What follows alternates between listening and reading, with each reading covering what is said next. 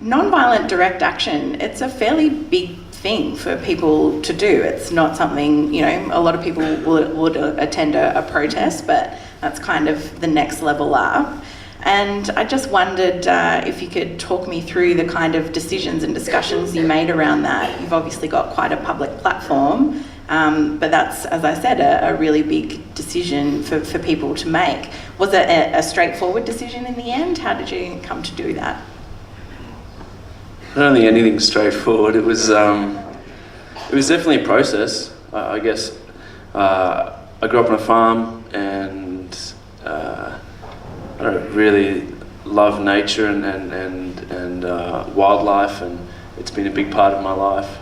And if you look at the current state of things ecologically, it's not looking good. Pretty grim. And if you look at our current politics and the prospect of meaningful action, it's not looking good. And I think if you look through history, we're not the first society or group of people or generation to be facing these sorts of problems, where you have big issues, in this case I guess climate change, and then as a part of that, coal mining in farming areas and water tables and all those sorts of things, and a lack of action from the government. And in a democracy like Australia, what are your options? And there's obviously all the petitions, protests, all that kind of thing, and had been part of them for a number of years, putting my name to campaigns to back the ill-fated carbon tax and all those sorts of things. And I guess it got to the point where I had friends who were quite involved up at Leard State Forest, the blockade up there, and Canberra were having a thing where they were sending a whole bunch of Canberrans were going out for the weekend to show some support, and I decided I wanted to go up. And I guess even for someone who's been involved loosely in and out of that sort of scene for a while, you still have maybe it's growing up on a farm, but I still kind of thought up there, we're going to go up there, it's going to be a bunch of hippies, at this blockade, and there'll be interesting people, and I guess we got up there, and it's everyday Australians who care. Yeah. Everyday Australians who are willing to do more than just sign a petition and I guess have the means to be able to do that. We've certainly seen stuff like that before at the Franklin, for example, but is it scary, like getting arrested? Like, what was that like? Yeah, it's a long process, especially out in the country. By the time we actually decided, I was chained with this farmer, Rick, and by the time we'd kind of decided, yeah, right, we've stopped work for the day, we're done. He was like, yeah, mate, we've called the trucks. You'll probably be here in about 2 hours. It's gonna be a long time. We eventually got out of the station at about midnight. But I think the point I was trying to make earlier is I guess we love reading up about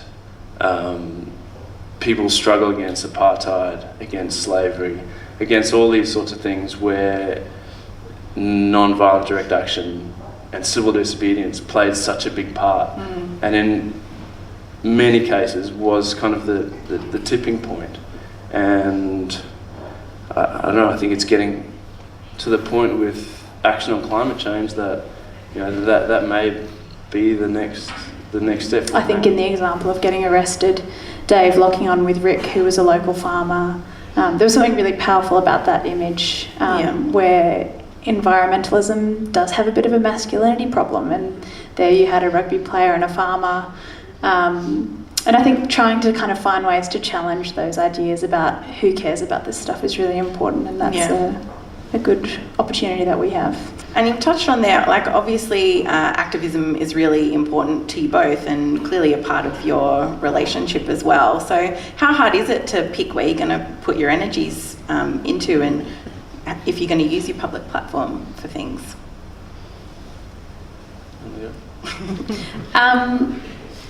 I guess we spend a lot of time talking about like what are the things that are most important to us, and so a big part of that has been kind of reorienting our energy into stuff to do with the environment. Over the last few years, we were pretty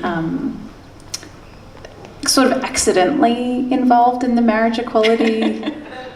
After Dave sort of casually made a comment to a New Zealand journalist about how we hadn't got legally married, and then spent the next few years kind of talking about it, which, you know, was a fantastic thing, and what a great outcome. So for those in the audience who might not know that story, would you just mind sharing that with us quickly? Don't want to get in trouble. We wanted to get married in 2010, but yeah, it didn't feel like we could join or wanted to join this exclusive sort of thing that a lot of our friends, should they want to, couldn't have, you know, got married at the time. So it was just I don't know, I guess a private decision that we would have a little ceremony and a bit of a party, but not sign anything until there was marriage equality, and copped a bit of grief from our family, which was interesting. Had some very interesting conversations with grandparents, Baptist grandparents. But yeah, it was, I guess it wasn't really a thing until the 2011 World Cup. Kiwi journalist did a story on it. It became part of your story. I did want to touch on a little bit on some other comments that you made. I'm not sure when it was, but on field you pulled up, I think, the Waratahs, and asked the umpire to address some homophobic slurs on the field. I think you also copped a bit of flack for that. But in talking about that, you kind of talked about the fact that your team had discussed that you weren't going to stand for that type of thing anymore. And so I just wondered if you could talk a little bit about that and the reaction to it as well, because I think it's the kind of thing where it'd be very easy to just let it slide and not say anything about it. But you know, things aren't going to change unless you do. And I was really struck by the fact that you said it was the team that had made that kind of decision. Yeah, I think that's often the responses, you know, so it's just words, it doesn't matter. But I think words are really important, and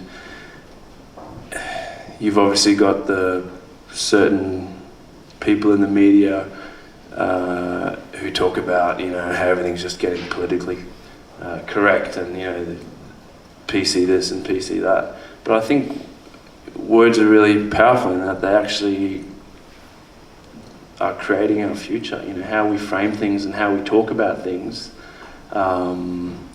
frames how we think about them and how we potentially act. And so it was something that we talked about as a team, wanting to be a club where everyone felt that they could be themselves. I mean, if you look at the contact sports in Australia, in like the professional men's and the men's codes, I don't know of any openly sort of out players, and there'd be a few hundred of them, so statistically there have to be some. Yeah. And you know, there've been a number of former players who've come out afterwards, and yeah, we just talked about how the onus was not on them to be the hero and kind of come out, but to actually just feel like they could be whoever they are.